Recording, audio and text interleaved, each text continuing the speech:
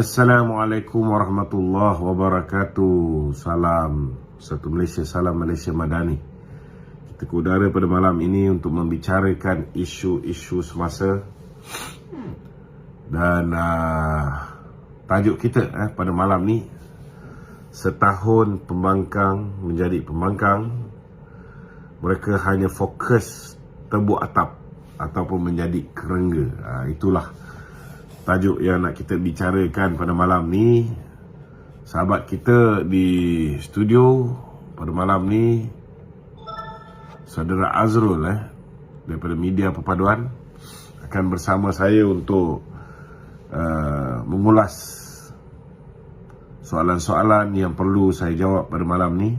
Dan insya-Allah sesiapa yang berhajat untuk masuk join sama, bolehlah mengajukan soalan-soalan anda. InsyaAllah kita akan cuba jawab seberapa banyak yang mungkin. Okey, tanpa melengahkan masa, silakan Saudara Azrul. Assalamualaikum Tok. Waalaikumsalam. Sihat Tok Sihat, Alhamdulillah. Semua sikit. Okey Tok. Okey Tok, kita terus kepada soalan pertama lah Tok Ya. Dengan tajuk kita, setahun jadi pembangkang hanya fokus untuk tebuk atap. Kita melihat pembangkang kita ni seperti tidak berkualiti. Mereka hanya mementingkan untuk merampas kuasa dan sebagainya. Tetapi mereka tidak pernah ada satu inisiatif untuk, orang kata, shadow the cabinet. Bak kata Azalina Osman tempoh hari. Apa komentar? Dia sepatutnya dalam tempoh mereka sudah pun bergelar pembangkang dan mereka enggan untuk bersama-sama dalam membentuk kerajaan bersama dengan Pakatan Harapan dan rakan-rakan kerajaan perpaduan yang lain. Sepatutnya mereka terima hakikat. Ini pertama sekali, kena terima hakikat dan move on. Tetapi mereka ni tak boleh terima hakikat. Kalau mereka terima hakikat dan move on, sudah pastilah mereka akan fokus buat kabinet bayangan. Dia akan check ataupun mark one by one. Setiap ahli parlimen mereka akan mark. Kalau contohnya mereka ada kabinet bayangan yang menjaga Kementerian Komunikasi, dia akan mark apa Wabi Fahmi Fadzil buat.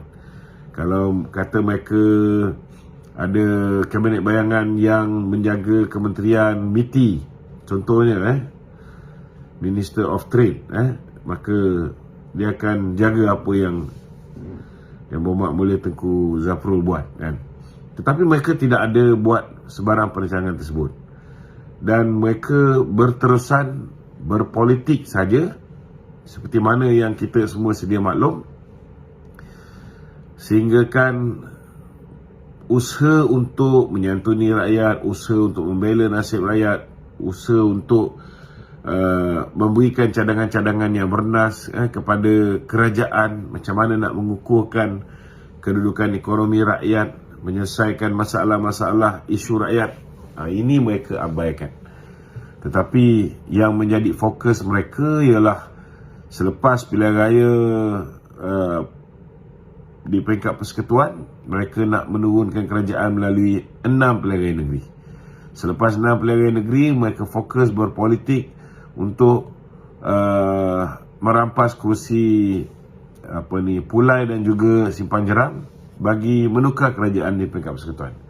Kemudian mereka cakap mereka nak merampas pula kursi Dun Pelangai supaya mereka boleh tukar kerajaan negeri Pahang dan sekaligus berusaha ke arah menukar kerajaan di peringkat persekutuan. Bila di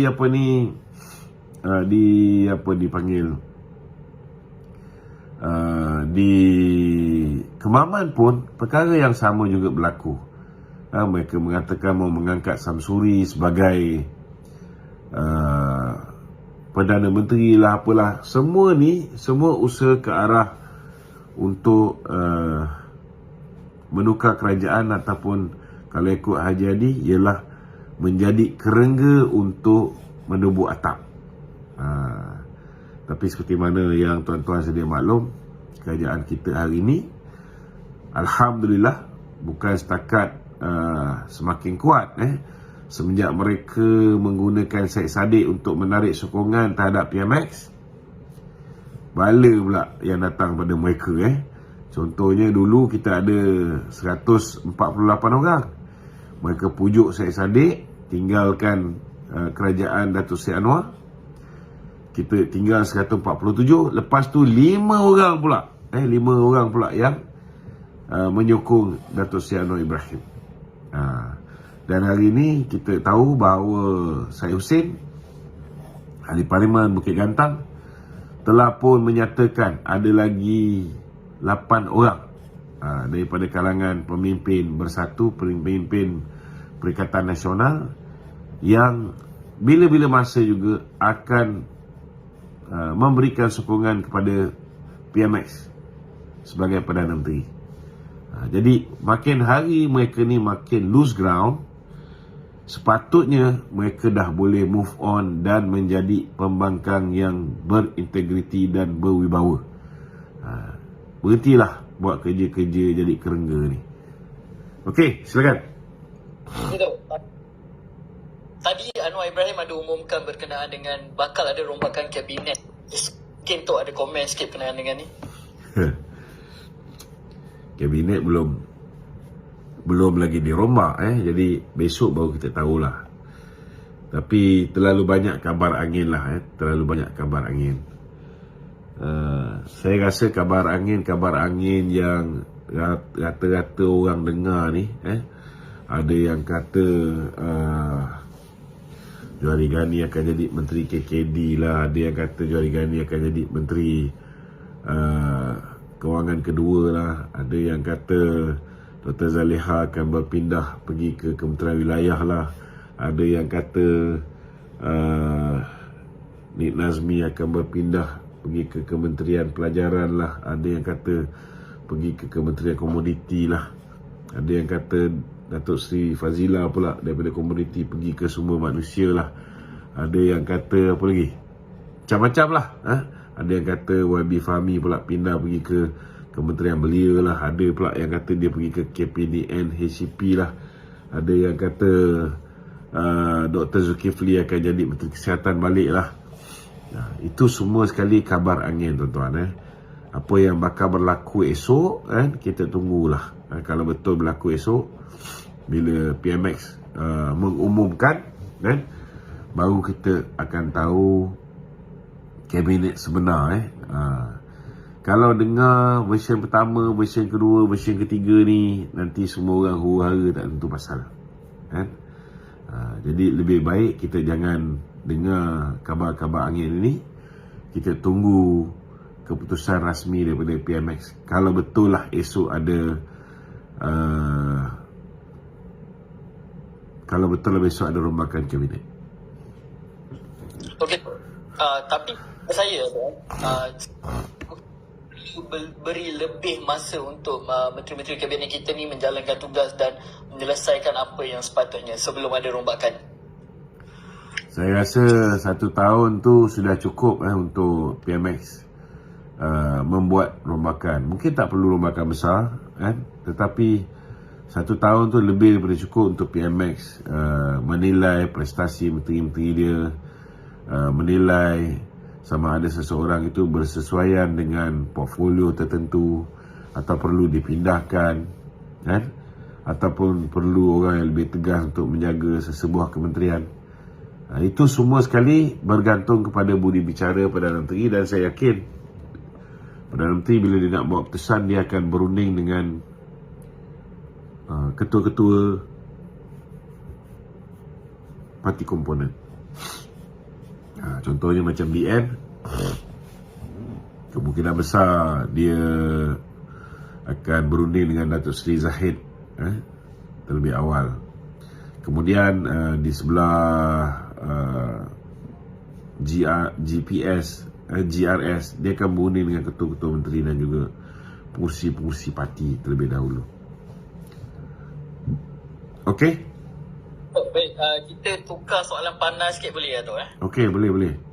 Okey, ada satu dakwaan daripada Isham Jalil yang dia cakap beliau ni tidak diadili oleh Jawatankuasa Disiplin Parti, dan keputusan pemecatan tu dibuat oleh Presiden Parti sendiri. Pertama sekali saya nak beritahu dia dalam UMNO ni, dia ada satu fasa yang menyatakan bahawa ketika tiada Perhimpunan Agung UMNO, Majlis Kerja Tertinggi UMNO adalah pembuat dasar dan juga keputusan yang dibuat oleh Majlis Kerja Tertinggi UMNO adalah muktamad dan tidak boleh dicabar. Okey? Dalam erti kata lain, dalam parti kita ni, MKT berkuasa mutlak membuat apa juga keputusan. Bukan setakat Hisham Jalil boleh dipecat. Bukan setakat saya pun dulu dipecat tanpa dibawa kepada jawatan kuasa disiplin parti, kan? Presiden parti pun boleh dipecat. Ini nak beritahu, itu adalah kuasa yang ada kepada Majlis Kerja Tertinggi UMNO. Okey. Dia masalah disiplin, Apabila seseorang itu melanggar disiplin parti, contohnya macam kes Hisham Jalil. Okey. Kes Hisham Jalil ni dia lebih kurang macam kes saya lah, Cuma saya melawan parti sebelum parti menjalinkan kerjasama dengan masa tu ialah Tun Dr. Mahathir. Peringkat awal parti nak menjalankan kerjasama dengan Tun Dr. Mahathir. Saya lawan sebelum parti membuat keputusan. Lepas tu saya dipecat, tapi yalah, saya dipecat ni pun kerana saya melanggar tata etika ahli. Sebab ahli pertama kena jalankan, dia kena jaga nama baik parti, dia kena dia kena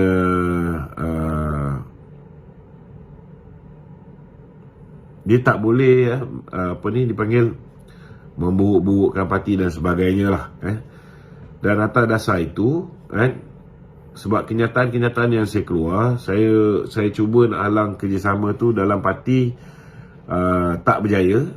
Saya menggunakan media sosial. Ini kita kena faham, bila kita start gunakan media sosial, maka kita dah langgar tata etika parti lah. Bila kita menentang sambil mengkritik pemimpin di media sosial, itu kita dah automatik melanggar tata etika parti. Jadi kalau dah saya tulis terang-terang di website, saya buat live dan sebagainya, tak perlulah saya dibawa kepada jawatan Kongsi Disiplin.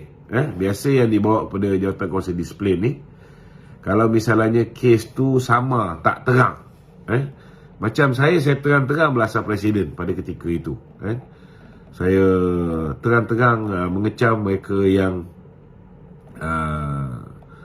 bersama dengan presiden mahu menjalankan kerjasama dengan Tun Dr. Mahathir. Memang saya guna media sosial, so saya ambil risiko lah, kan? Dan saya dipecat. Okey. Sama juga dengan kes YB Khairi Jamaluddin, kan? Kenapa ada orang dihadapkan ke jawatan Kongsi Disiplin, ada orang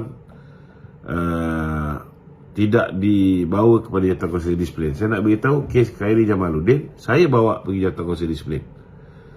Tetapi disebabkan kenyataan-kenyataan yang dikeluarkan oleh Khairi Jamaluddin, contohnya lah, dia kata parti kita dah sesat, parti kita dah rosak, kan? Dia mengeluarkan kenyataan-kenyataan yang akhirnya digunakan oleh musuh ketika pilihan raya untuk membenamkan calon-calon Barisan Nasional yang lain. So tak perlulah bawa kepada jawatan Kongsi Disiplin, sebab kesalahan dia tu clear cut dan ada dalam Facebook Khairi. Sama juga kesalahan yang saya lakukan, kan? Walaupun niat saya baik, saya tak nak parti saya bersekongkol dengan Mahathir, tetapi saya langgar tata etika keahlian, tata etika ahli. Kita parti ada disiplin, maka saya hadap lah, kan? Tetapi lepas saya dipecat, saya merayu, saya merayu kerana niat saya tak nak parti kerjasama dengan Mahathir je, kan? Saya merayu 8 kali saya tulis surat rayuan. Tapi bila Khairi dipecat, kan, dia tak merayu, kan? Dia tak merayu. Jadi macam mana dia nak diterima balik sebagai ahli? Sama juga dengan Hisham Jalil, kan. Dia mengundang untuk dia dipecat. Dia mencabar lagi. Mencabar lagi. Dia memang nak sangat dipecat. Kita pun tahulah. Dia dah lebih mesra ke puak-puak. Dia dah pergi berjumpa dengan apa ni, dengan Din Botok ni, apa nama, Khairuddin Abu Hassan. Dia dah jumpa dengan Khairuddin lah. Dia jumpa dengan macam-macam jenis orang, kan. Khairuddin pun bukan sekali dia terjumpa, terserempak. Dia sendiri mengaku dia dah banyak kali jumpa. Itu sebab ayat-ayat yang keluar daripada dia memang berbeza. Sebelum pilihan raya, kita ambil contoh, macam saya menentang kerjasama dengan Tun Dr. Mahathir. Macam Hisham Jalil, dia ketika dia ketua perangan, dia menyokong kerjasama dengan PH dan DAP. Dia menyokong kerjasama tersebut. Dan dia menyokong parti daripada 56 orang, hanya YB Razali Ibrahim dan juga Alwi Cik Mat. 2 orang je yang menolak kerjasama di dalam MKT UMNO, yang menolak kerjasama dengan PH. Dia sebagai ketua perangan ketika itu, dia menyokong. Cuma lepas dia bertanding MT, dia dah menang MT. Kebetulan Datuk Seri Azalina kalah MT. Dia dah menang MT, dia dah ada kursi di dalam MT. Maka Datuk Seri Azalina diberikan jawatan ketua perangan. Yang tu dia tak puas hati. Dia mula meroyan. Bila dia dah mula meroyan, Datuk Seri Zahid cuba untuk pujuk dia apa semua, tawarkan dia jawatan JLC. Bukan 1, 2. 2. Ini saya sendiri tanya. Dan kemudian, yalah, dia nak chairman tapi dapat board of director. So ini yang menyebabkan dia terus menerus meroyan, dan mula menyerang. Jadi bukan soal prinsip dia, maknanya kalau soal prinsip dah lama lah, dia menentang kerjasama dengan DAP.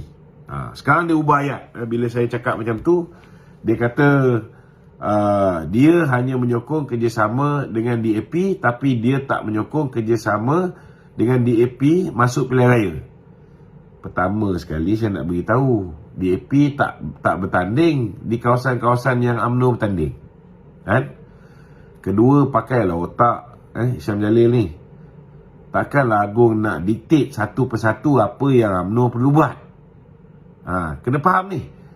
Kalau tuanku cadangkan supaya UMNO, BN kerjasama dengan PH, maka kerjasamalah. Kerjasama tu maknanya bentuk kerajaan bersama. Bila berhadapan dengan pilihan raya pun bersama. Macam mana kita duduk dalam kerajaan bersama bila berhadapan pilihan raya, kita lawan satu sama lain. Macam UMNO dengan PN, mula-mula bentuk kerajaan bersama.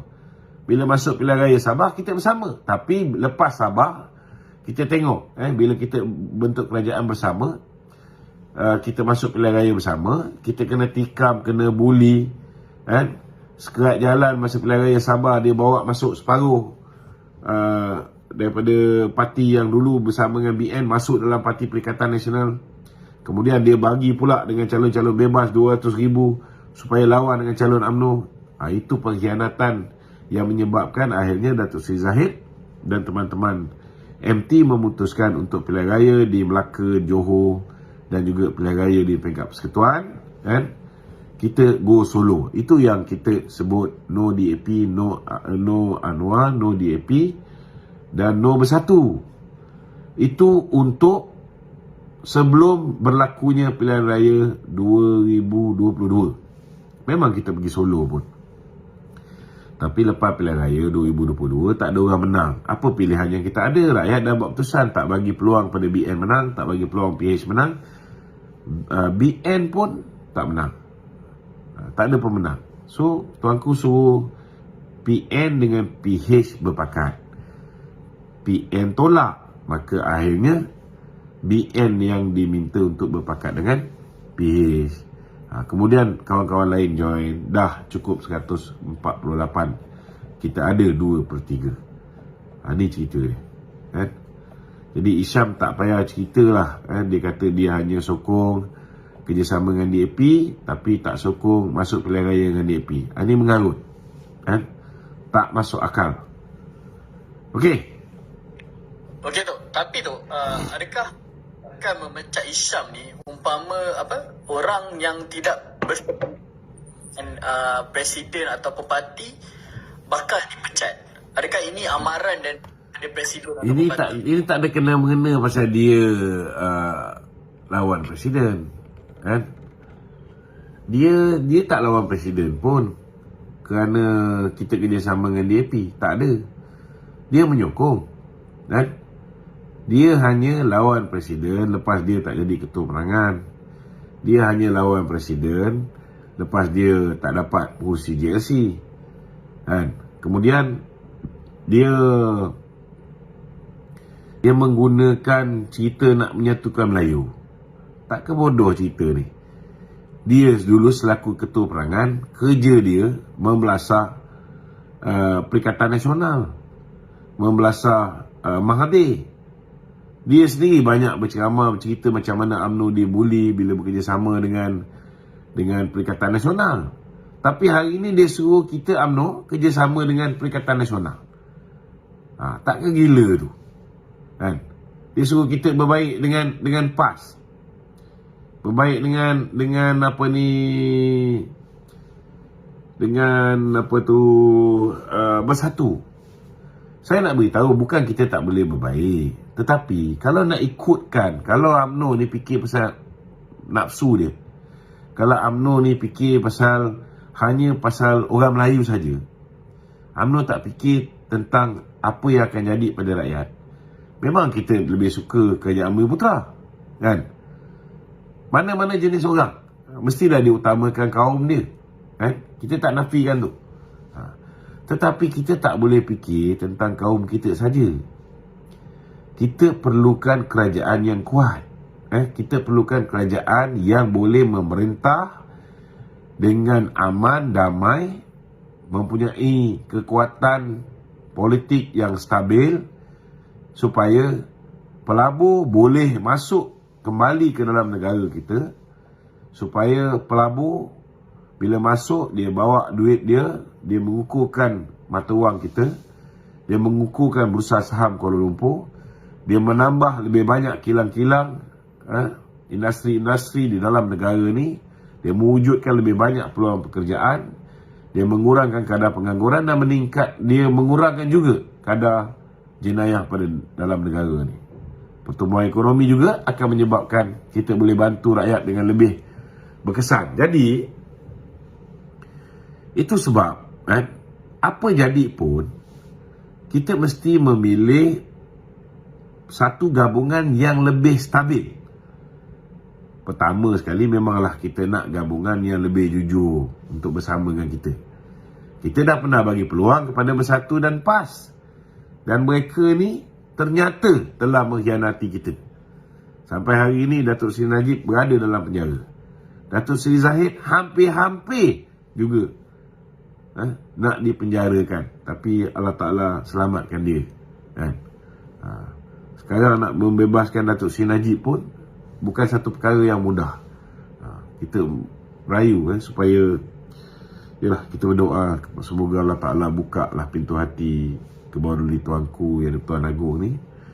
Kalau boleh sebelum Tuanku kembali ke Pahang, kan, diberikanlah pengampunan diraja kepada Datuk Seri Najib. Itu je yang kita mampu buat. Buat lebih-lebih pun tak boleh. Kita tak nak setengah-setengah orang tu bila mereka ni bertindak seolah-olah menekan baginda Tuanku. Dan ini juga boleh menjejaskan peluang Datuk Seri Najib daripada dibebaskan. Okey. Okey, baik tu. Last tu berkenaan dengan Hisham Jalil ni. Apa lagi dia tu?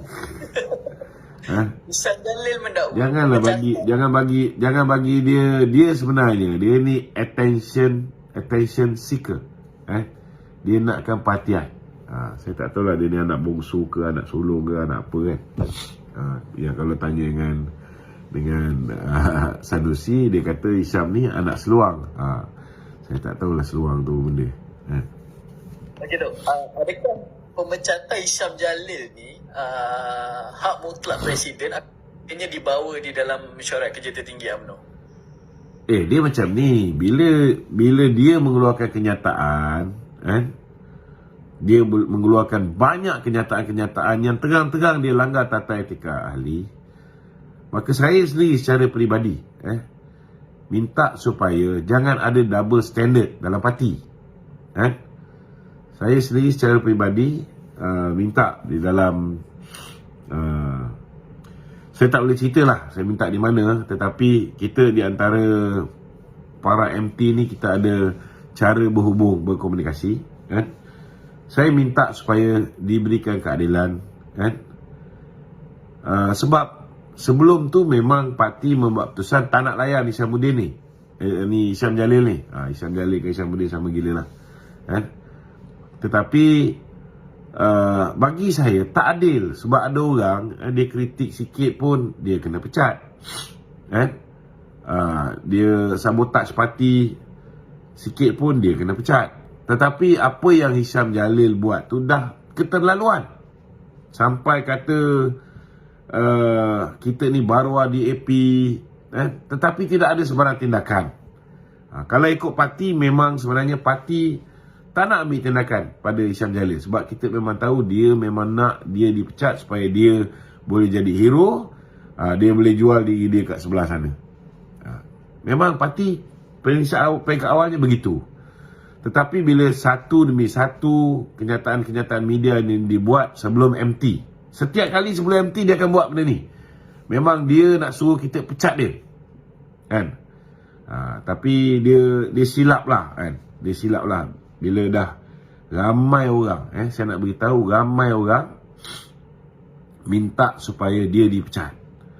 Saya tak boleh beritahu exactly lah apa yang berlaku dalam MT, kerana kita semua terikat dengan sumpah setia MT.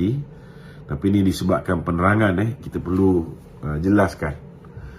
Ramai orang minta supaya tindakan diambil supaya berlaku adil, kerana ramai orang lain yang melanggar tata etika keahlian diambil tindakan, tapi dia tidak diambil tindakan. Jadi bila mesyuarat MT yang lepas, bila perkara ini dibangkitkan, saya nak beritahu setiap kali ada isu-isu macam ni, Presiden akan bagi semua MT berucap. Semua MT berucap. Saya tak cakap lah, sebab saya akan bagi peluang kepada kawan-kawan MT yang lain berucap. Sebab biasanya saya akan gunakan saluran komunikasi kami untuk saya sampaikan apa yang nak saya sampaikan sebelum meeting. Jadi dekat meeting tu bagilah orang lain untuk berucap. So selepas semua orang dah bagi pandangan masing-masing, maka kita sebulat suara bersetuju untuk Hisham Jalil dipecat. Memang ada pandangan sebelum tu, ada yang cadang gantung, ada yang cadang pecat, tapi ramai yang cadang pecat, maka last kali sebulat suara pecat. Ini sebenarnya apa yang berlaku lah. Tetapi tahulah, kalau dah hati tu busuk, dia tuduh Presiden gunakan veto, dia tuduh Presiden pecat dia kerana apa ni, dia kritik Presiden. Tu tak betul tu. Tu semua cerita dongeng. Orang kalau hati tak bersih ni, dia boleh mereka macam-macam cerita. Okey? Okey, baik Tok. Kita tinggalkan Hisham Jalil. Saya ada satu soalan. Kalau nak kira orang yang kritik Presiden ni semua akan dipecat. Dr. Akmal tu dah lama dah kena pecat. Dira Abu Zahar dah lama kena pecat. Fuad Tukirin di Johor dah lama kena pecat. Ramai lagi ketua pemuda bahagian, ramai yang patut dah lama kena pecat. Betul tak? Kenapa dia orang tak kena pecat?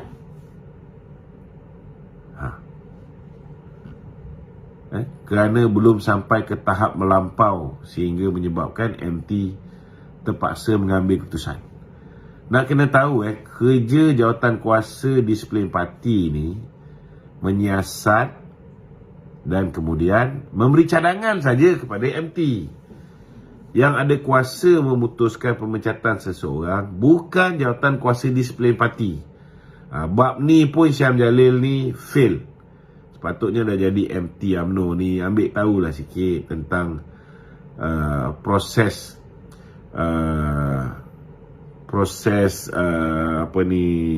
apa yang berlaku dalam parti. Struktur parti pun dia tak faham, kan?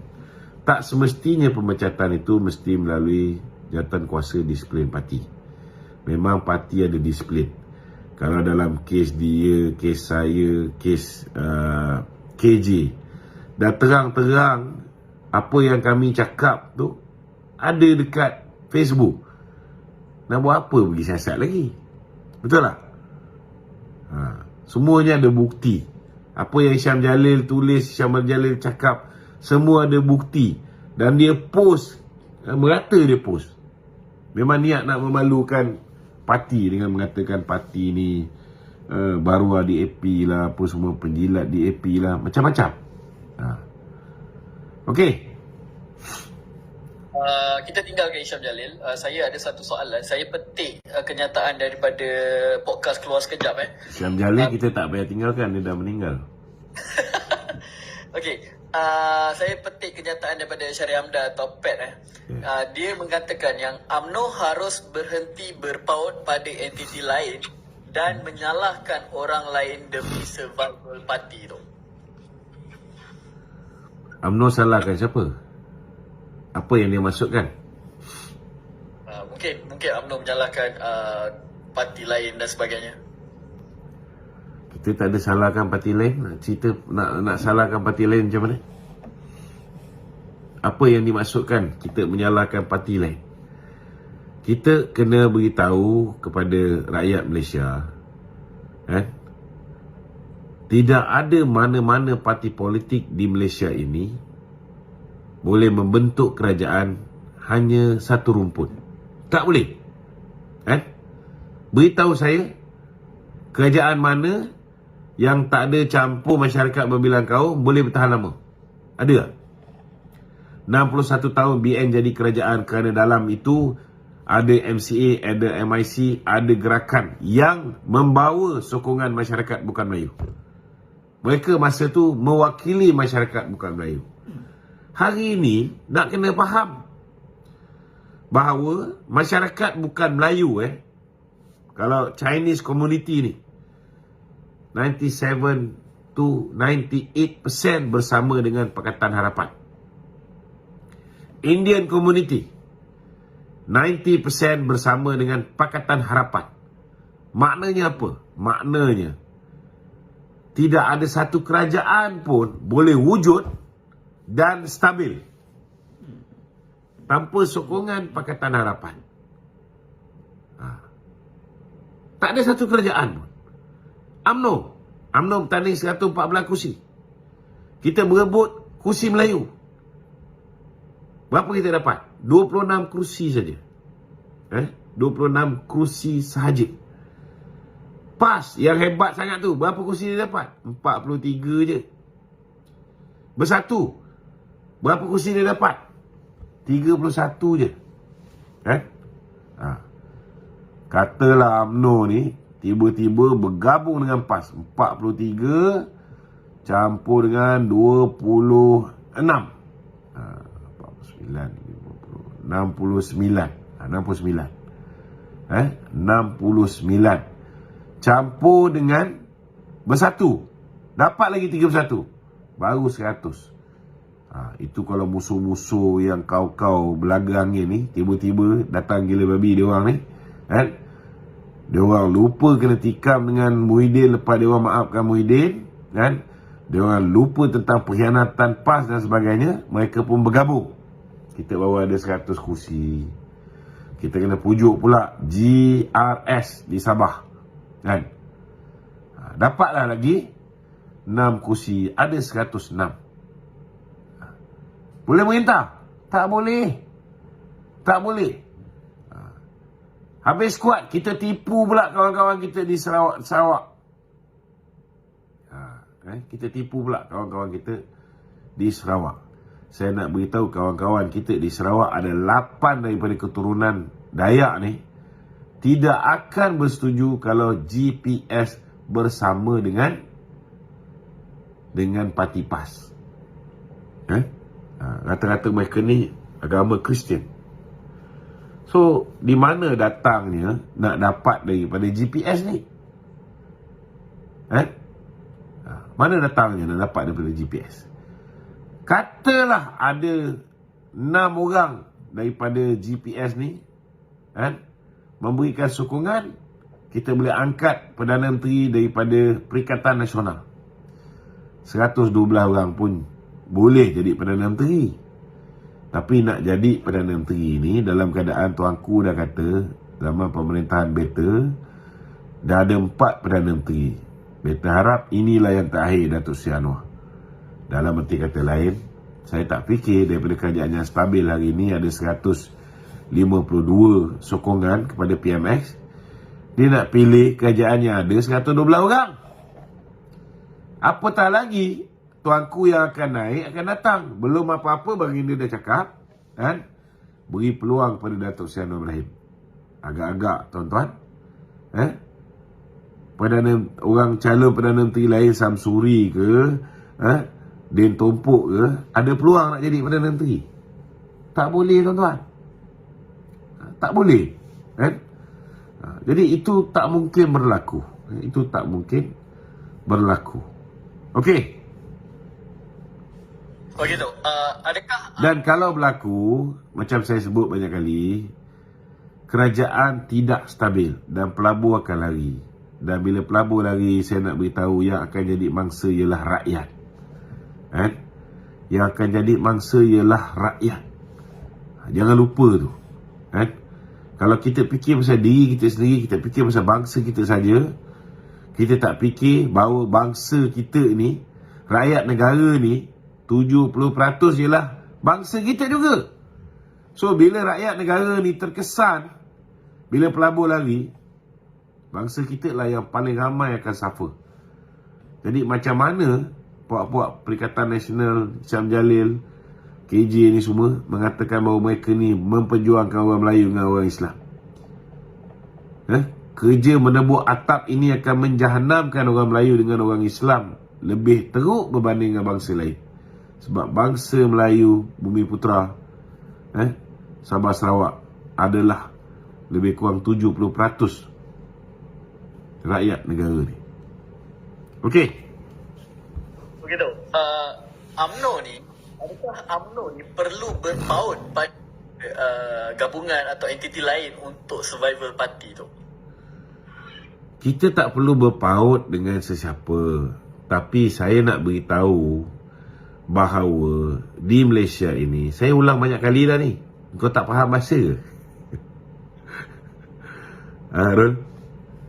Saya dah ulang banyak kali. Tadi pun dah jawab dah.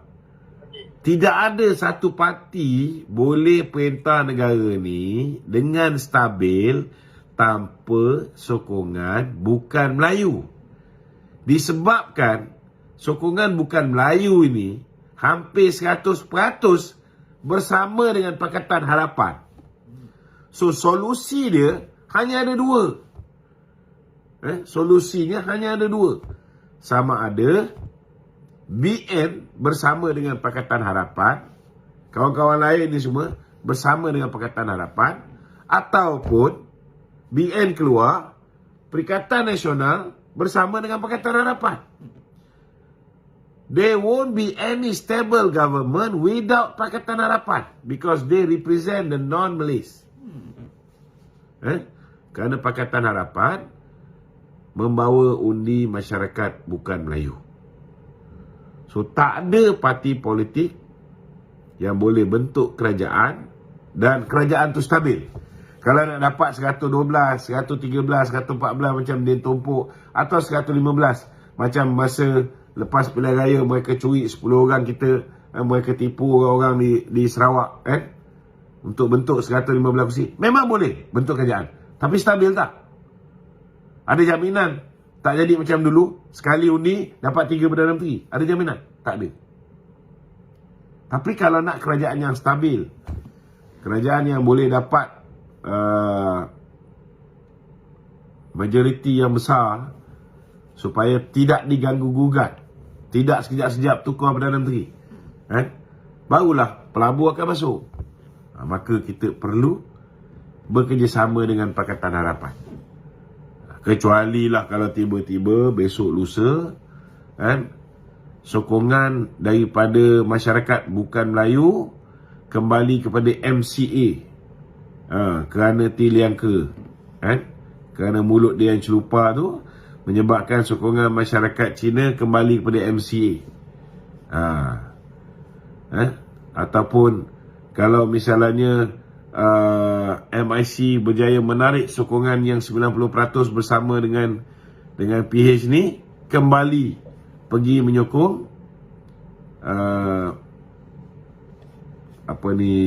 MIC. Masa tu keadaan mungkin berubah. Tapi maknanya kalau berubah pun kita tetap perlu bersama dengan parti-parti yang ada sokongan bukan Melayu. Baru boleh stabil. Okey. Duduk, saya petik juga kenyataan daripada Khairy Jamaluddin. Khairy Jamaluddin menyifatkan Presiden UMNO dan UMNO itu sendiri masih stuck di dalam delusional mindset. Boleh komen sikit tu? Dia sebenarnya kalau nak dikira dari segi kebijaksanaan ni, walaupun Datuk Zahid ni belajar kat Universiti Melaya, tapi Datuk Zahid ni much more smarter lah compare dengan orang yang kononnya berkelulusan Oxford ni. Tapi tak boleh realise reality bahawa politik Malaysia hari ini, the Chinese and the Indian voters are with Pakatan Harapan. You do not have any choice. You have to be with Pakatan Harapan at this moment. Tak ada pilihan. So, kalau dia smart sangat, tak adalah dia kalah dengan Datuk Zahid. Yang ini yang sebenarnya yang buat dia kecewa sangat. Dia rasa dia hebat, tapi dia kalah dengan Datuk Zahid. Otak dia sama sengit dengan Isham Jalil ni. Isham Jalil kata bahawa Datuk Zahid tidak mendapat mandat ahli. Tak ke bodoh ni? Pilihan raya itu hari lepas, pemilihan parti. Dia lupa tau, dia menang MT UMNO tu pun sebab Datuk Zahid paksa pastikan ketua-ketua bahagian yang menyokong dia ni memberikan sokongan pada Isham Jalil. Kalau tanpa sokongan daripada Datuk Zahid ni, orang macam saya nak beritahulah, saya ni musuh keliling pinggang. Saya tak boleh nak bertanding MT ni sebenarnya tau. Sebab kita ni panglima perang, kita panglima perang ni musuh banyak. Yang menyokong Isyamuddin tentu nak palam saya. Yang menyokong Syahril Hamdan, yang menyokong KJ, yang menyokong geng-geng pengkhianat ni semua, semua nak sembelih saya. Kalau presiden tu tak kuat, arahan presiden untuk orang macam saya, Isham Jalil ni dipastikan menang, no way saya boleh menang pemilihan MT. Menang naik presiden mungkin lebih mudah. Sebabnya naik presiden ni undi dia sikit pun dia boleh menang. Sebab dia dia tak perlu main banyak kolam. Naik presiden sama ada you bersama geng pengkhianat ni ke ataupun geng sebelah sini pro presiden ke, you pilih. Ada orang dia boleh main duit lebih sikit, dia peluang. Itu pun tak dinafikan. Memang ada, masih berlaku. Orang UMNO ni pun dah kena tegur 2 kali pilihan raya kalah pun masih lagi duit menjadi pertimbangan dia. Ini menyedihkan. Tetapi nak menang MT UMNO is not easy. Sebabnya MT UMNO ni kena main banyak kolam. Contohnya kalau zaman dulu Tengku Razali punya tim, nama kita ada dalam cai Tengku Razali, nama kita ada dalam cai Datuk Zahid, ada dalam cai KJ, menanglah. Tapi orang macam saya, orang macam Isham, kita ni penyokong Datuk Zahid. No way kita boleh menang kalau Datuk Zahid itu tak kuat. Ini Syam lupa benda ni. Yang keduanya, Datuk Zahid ini bila nak ditabalkan dia sebagai apa dipanggil, sebagai Presiden UMNO yang tak perlu bertanding. Begitu juga dengan Datuk Seri Mat Hassan, timbalan Presiden yang tak perlu bertanding. Saya nak beritahu, kita bawa kepada Perhimpunan Agung UMNO. Ianya menjadi usul jawatan Presiden dan timbalan itu tidak dipertandingkan. Bila jawatan Presiden dan timbalan tak dipertandingkan, saya nak beritahu, bila jawatan Presiden dan timbalan tak dipertandingkan, kita mengundi.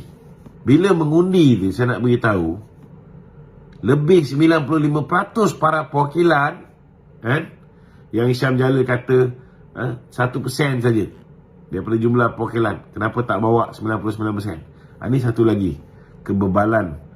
Malulah orang yang pernah menjawat jawatan Ketua Perangan UMNO tak faham sistem perwakilan. Kita daripada cawangan, ada perwakilan pergi ke peringkat bahagian. Daripada bahagian, ada perwakilan pergi ke peringkat pusat. Perwakilan bahagian membawa suara ahli-ahli di cawangan. Perwakilan-perwakilan di cawangan. Perwakilan cawangan bawa suara ahli UMNO. Perwakilan bahagian bawa suara yang diwakilkan oleh UMNO kepada ketua-ketua cawangan. Dia bawa pula ke pusat. Yang hadir sebagai perwakilan, betul lah 2,000 orang, betul lah 1%. Tetapi mereka mewakili ahli-ahli di peringkat pusat. Yang kau tak faham sangat ni, apa berbebal sangat, kau belajar Harvard. Sama juga dengan ahli parlimen. Are you saying that ahli parlimen is not representing dia punya konstituen? Ahli parlimen mewakili kawasan parlimen dia. Kalau kawasan parlimen dia ada 300,000 orang, atau 200,000 orang, atau 100,000 orang, dia ahli parlimen yang mewakili pengundi di sesebuah kawasan parlimen. Samalah perwakilan yang hadir mesyuarat agung. Apa kejadah kita nak buat referendum? Itu referendum lah tu. Kalau misalnya orang yang bawa UMNO ni kerjasama dengan PH, kalau ahli Akaumbi tak suka dengan keputusan dia, kalau ahli UMNO Akaumbi tak suka dengan keputusan dia, dia ada dua kaedah nak tolak Presiden dan timbalan. Ni nak beritahu Syam Jalil yang dah tiba-tiba jadi bodoh ni. Pertama sekali, bila perwakilan UMNO pergi ke Perhimpunan Agung UMNO, dia boleh tolak dan dia boleh bersetuju dengan Syarif Hamdan dan juga Khairi Jamaluddin yang berkempen bermati-matian untuk menggagalkan usul tiada pertandingan jawatan Presiden dan timbalan.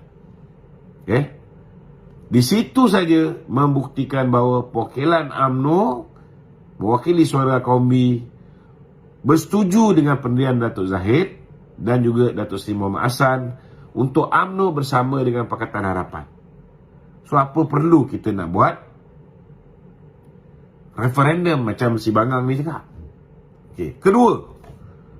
Kedua, mereka juga berkempen. Kita tak boleh nak menang jawatan Presiden dan timbalan ni, kita tak boleh nak buat sebab mereka telah menang usul untuk tidak ada pertandingan Presiden dan timbalan.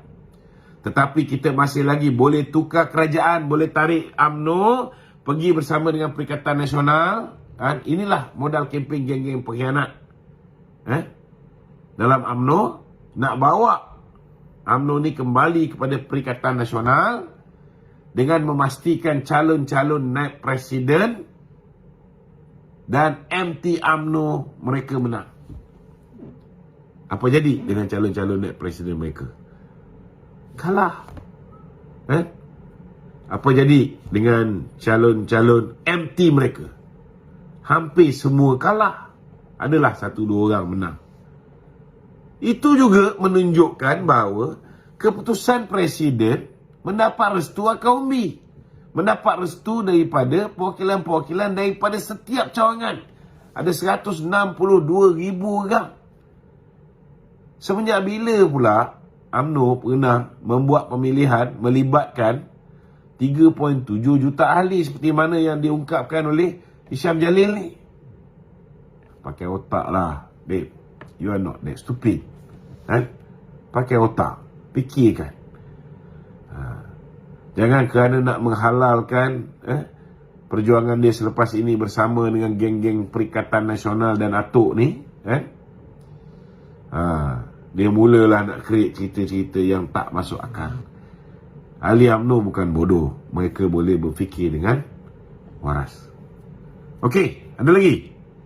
Soalan terakhir tu Okay, saya ada terbaca di laman sesawang di social media PAS Pusat, mereka mendakwa mereka bersederhana dalam perjuangan sejak dahulu.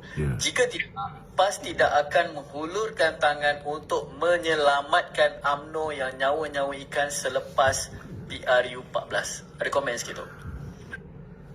Mereka ni balik-balik duk kata mereka lah yang menghulurkan tangan.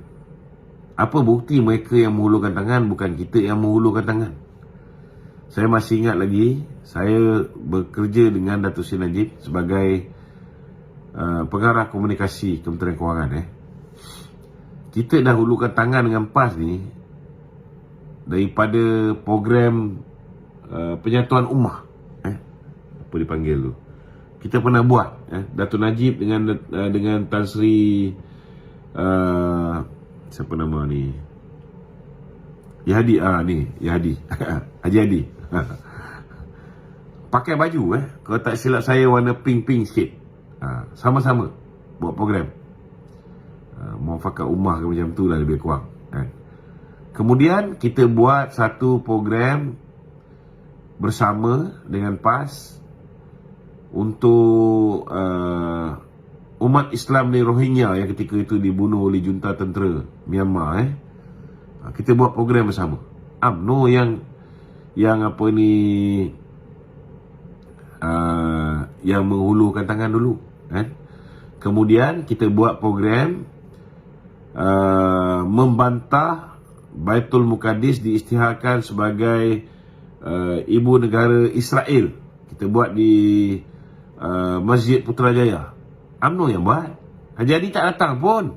Dia hantar menantu dia, Khalil kata silap saya. Jadi dia tak payah claim lah semuanya dia yang ni.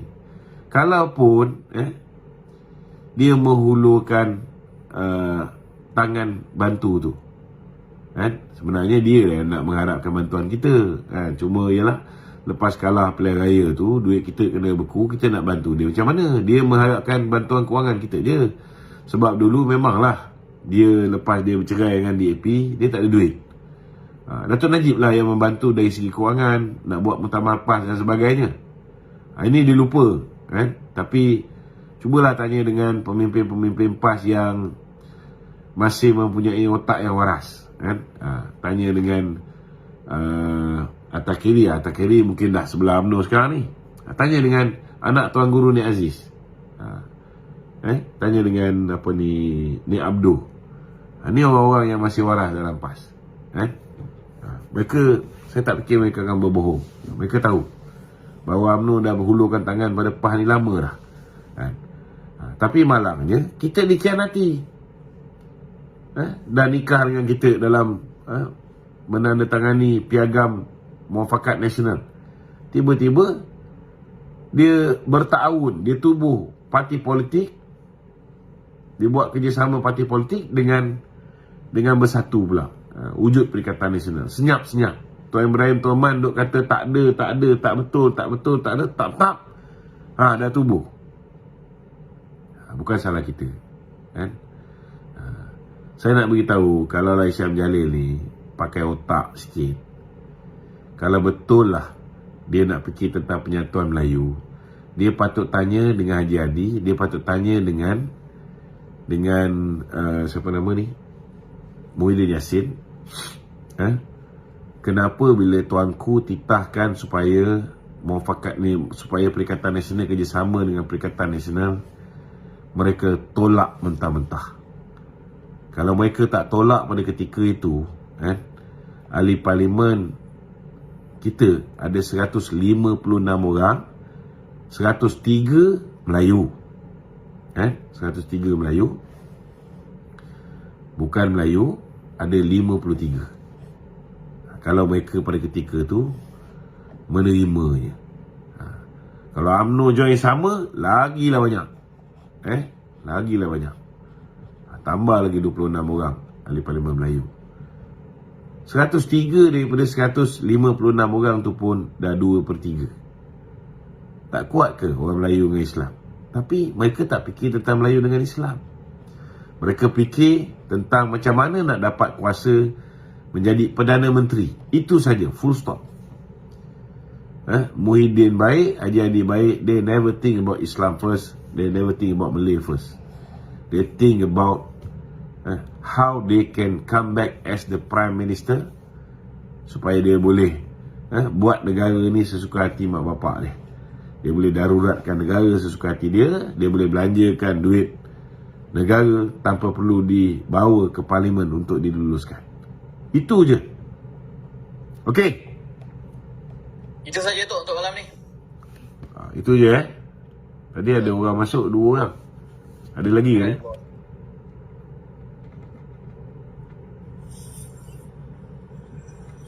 Assalamualaikum Datuk. Waalaikumsalam. Ya, silakan. Okey, soalan saya di terutama lah kebetulan bercerita pasal PAS malam ni kan. Okey. Saya nak lihat dari mana agaknya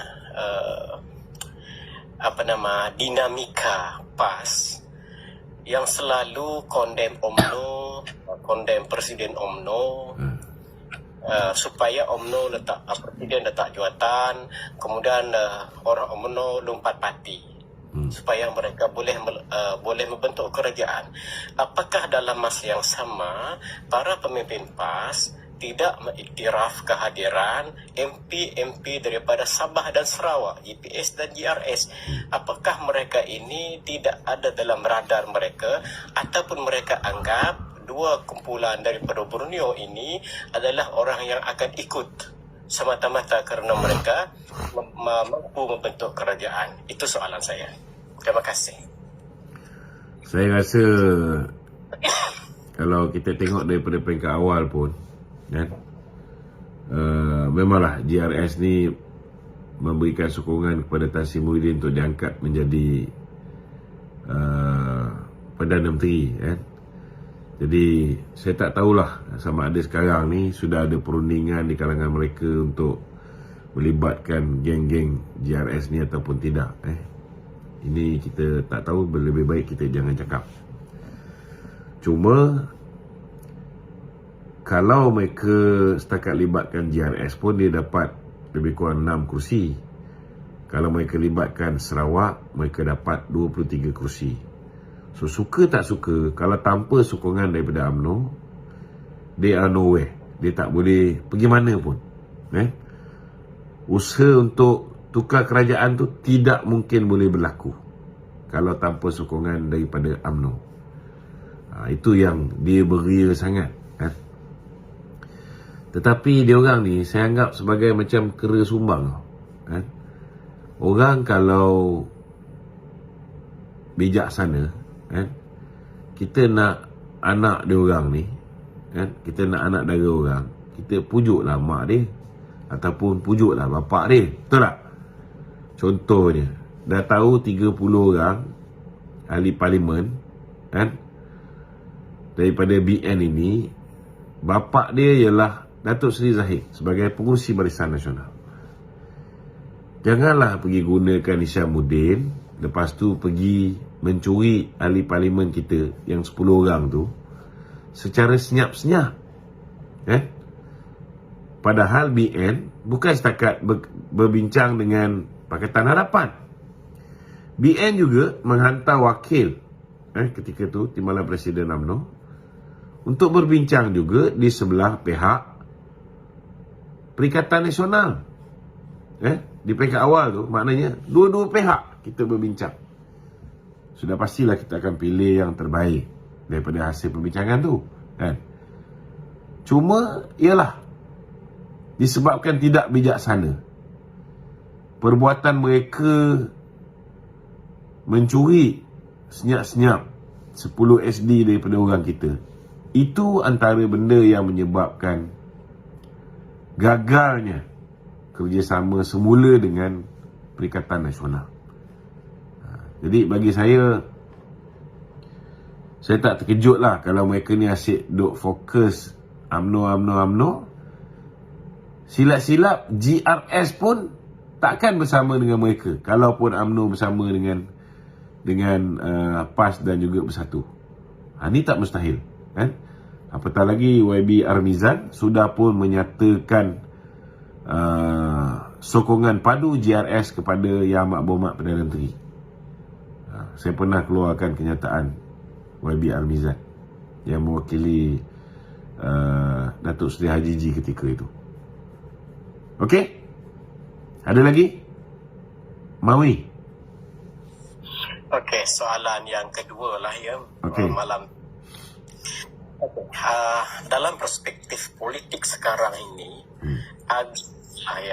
apakah matlamat yang dilihat begitu penting kepada PAS sehingga mereka ini mengenempikan prinsip demokrasi dan prinsip berperlembagaan, kerana mereka mempunyai inisiatif yang tidak baik, iaitu berusaha sedaya upaya supaya pada pintu belakang.